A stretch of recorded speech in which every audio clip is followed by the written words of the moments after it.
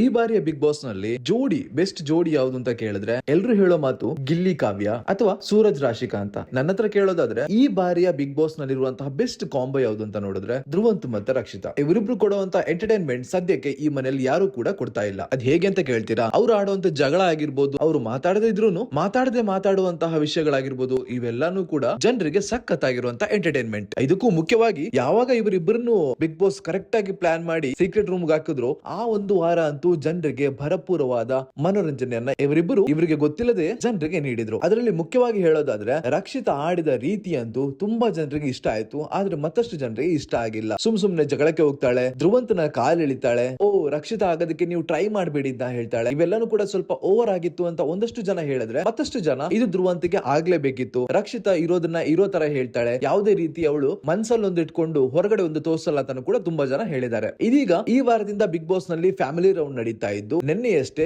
ರಾಶಿಕಾ, ಸೂರಜ್ ಮತ್ತೆ ಧನುಷ್ ಫ್ಯಾಮಿಲಿ ಅವರು ಬಂದಿದ್ರು. ಧನುಷ್ ಫ್ಯಾಮಿಲಿ ಎಪಿಸೋಡ್ ಇವತ್ತು ಕೂಡ ಕಂಟಿನ್ಯೂ ಆಗುತ್ತೆ. ಅಷ್ಟು ಜನ ಕಾಯ್ತಾ ಇದ್ದಂತಹ ವಿಷಯ ಏನು ಅಂದ್ರೆ ರಕ್ಷಿತಾ ಅವರ ಫ್ಯಾಮಿಲಿ ಯಾವಾಗ ಬರುತ್ತೆ ಅಂತ. ಯಾಕೆಂದ್ರೆ ಈ ಹಿಂದೆ ರಕ್ಷಿತಾಗೆ ತುಂಬಾ ದಿನಗಳು ಬಟ್ಟೆಗಳು ಬಂದಿರಲಿಲ್ಲ, ಹಾಕಿದ ಬಟ್ಟೆಯನ್ನೇ ಹಾಕ್ತಾ ಇದ್ಲು. ಈ ರೀತಿಯ ಕಮೆಂಟ್ ಗಳನ್ನೆಲ್ಲ ಕಲರ್ಸ್ ಕನ್ನಡದ ಪೋಸ್ಟ್ ನ ಅಡಿಯಲ್ಲಿ ನಾವು ನೋಡಿದ್ದೇವೆ. ಹಾಗಾಗಿ ಯಾರು ಬರ್ತಾರೆ ಅಂತಾನು ಕೂಡ ತುಂಬಾ ಜನರು ಯೋಚನೆ ಮಾಡ್ತಾ ಇದ್ರು. ಒಂದಷ್ಟು ಜನ ರಕ್ಷಿತಾ ಫ್ಯಾಮಿಲಿಯಿಂದ ಯಾರು ಕೂಡ ಬರಲ್ಲೇನೋ ಅಂತಾನು ಕೂಡ ಹೇಳ್ತಾ ಇದ್ರು.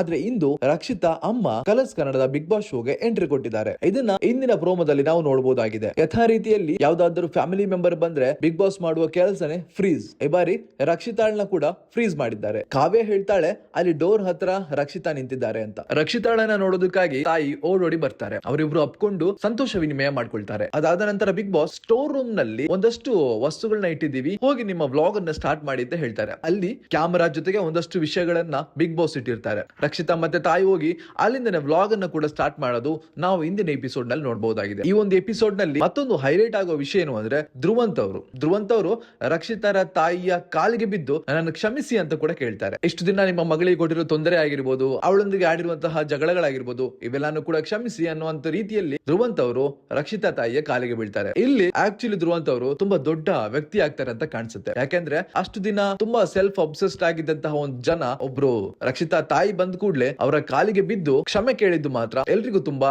ಇಷ್ಟ ಆಗಿದೆ. ಕಮೆಂಟ್ ನಲ್ಲಿ ವೀಕ್ಷಕರು ಕೂಡ ಧ್ರುವಂತ್ ಅವರ ನಡವಳಿಕೆಯನ್ನ ಹೊಗಳ್ತಾ ಇದ್ದಾರೆ. ಇದರಿಂದ ನಮ್ಗೆಲ್ರಿಗೂ ತಿಳಿದು ಬರುವಂತಹ ವಿಷಯ ಏನು ಅಂದ್ರೆ ಬಿಗ್ ಬಾಸ್ ಮನೆಯಲ್ಲಿ ಜಗಳ ಆದ್ರೆ ಅದು ಜಗಳ ಅಲ್ಲ, ಅದೇ ರೀತಿ ಬಿಗ್ ಬಾಸ್ ಮನೆಯಲ್ಲಿ ಗೆಳೆತನ ಆದ್ರೆ ಅದು ಗೆಳೆತನ ಕೂಡ ಅಲ್ಲ. ಈ ಮನೆಯಲ್ಲಿ ಎಲ್ಲವೂ ಕೂಡ ಕ್ಷಣಿಕ. ಅಲ್ಲಿನ ಸಂದರ್ಭ ಮನುಷ್ಯರನ್ನ ಕೆಟ್ಟದಾಗಿಯೂ ಮಾಡುತ್ತೆ, ಒಳ್ಳೆಯವರನ್ನಾಗಿಯೂ ಕೂಡ ಮಾಡುತ್ತೆ. ಏನೇ ಆದ್ರೂ ತುಂಬಾ ಜನ ಕಾಯ್ತಾ ಇದ್ದಂತಹ ಫ್ಯಾಮಿಲಿ ರೌಂಡ್ ಇದೀಗ ಬಂದಿದೆ. ಕಂಟೆಸ್ಟೆಂಟ್ ಗಳ ಜೊತೆಗೆ ಜನರು ಕೂಡ ತುಂಬಾ ಕಾಯ್ತಾ ಇದ್ರು ಫ್ಯಾಮಿಲಿ ರೌಂಡ್ ಬರ್ಲೇಬೇಕು ಅಂತ.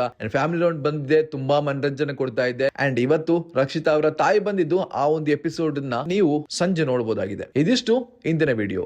ಮುಂದಿನ ವಿಡಿಯೋದಲ್ಲಿ ಮತ್ತೆ ಸಿಗೋಣ. ನಮಸ್ಕಾರ.